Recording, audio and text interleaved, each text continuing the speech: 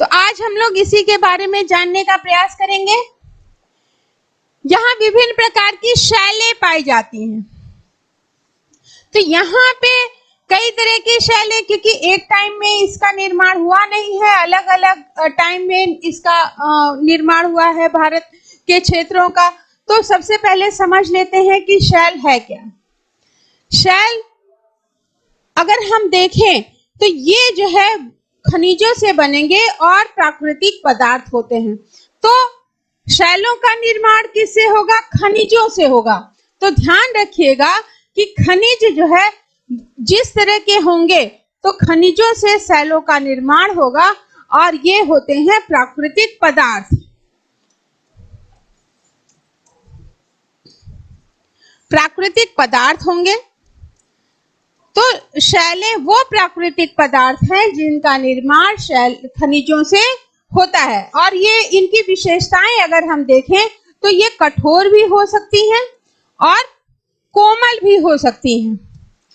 जैसे ही हम शैल का नाम सुनते हैं तो हमें लगता है वो चट्टान पत्थर, ठीक है, नहीं, सॉफ्ट भी हो सकती हैं और ये हार्ड भी हो सकती हैं। तो कठोर और कोमल दोनों तरह की आपको शैलें देखने को मिलती हैं। और मुख्य रूप से अगर हम शैलों की बात करें तो ये आग्नेय शैल, अवसादी शैल और रूपांतरित शैल के रूप में आपको देखने को मिलेगी। यानी आग्नेय शैल ये प्राथमिक शैल है।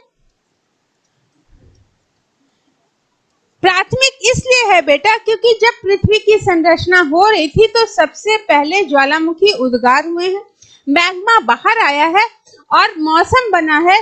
तो उस मौसम के कारण जब जो चट्टानें ठंडी हुई हैं, फिर वर्षा हुई है, फिर वो चट्टानें ठंडी हुई हैं, तो ये प्राथमिक रूप है।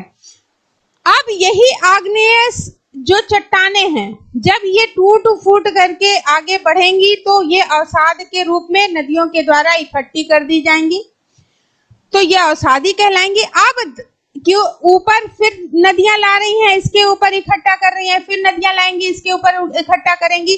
तो इस तरह से ये जो अलग अलग टाइम पे अलग अलग तरह की शैलों का निर्माण होगा, तो दाब और ताप के कारण इनका जो ये गुण है वो अलग हो जाएगा और ये गुण है अलग हो जाएगा। तो किस तरह की चट्टानों का, ये जो अवसादी चट्टान है ये निर्मित करेंगी रूपांतरित चट्टानों को। चीजें वही है, बस थोड़ा सा कॉन्सेप्ट है कि मान लीजिए सबसे पहले निर्माण हुआ आपके आग्नेयस का, ठीक है, आग्नेय शैल का निर्माण होता है। आग्नेय शैल के बाद अवसादी का निर्माण होगा, अवसादी के बाद रूपांतरित चट्टान का निर्माण होगा। आग्नेय चट्टान मैग्मा ठंडा हुआ, मैग्मा जब ठंडा होगा, अब नदियों के द्वारा या वर्षा के जल के द्वारा जब ये एक, या हवा के द्वारा ये एक स्थान से दूसरे स्थान पे जाएगा तो वो इकट्ठा होगा। इकट्ठा होगा तो पहली परत बनेगी, फिर दोबारा से फिर ये ले आएंगे तो दूसरी परत बनेगी, फिर दोबारा से ले आएंगे तीसरी परत बनेगी। तो दाब और ताप के कारण इसके गुण और इसके गुण में अंतर हो जाएगा। तो ये तो अवसादी है, लेकिन ये रूपांतरित चट्टान अवसादी का रूपांतरण हो जाएगा तो रूपांतरित चट्टान में बदल जाएगी। क्लियर हो गया?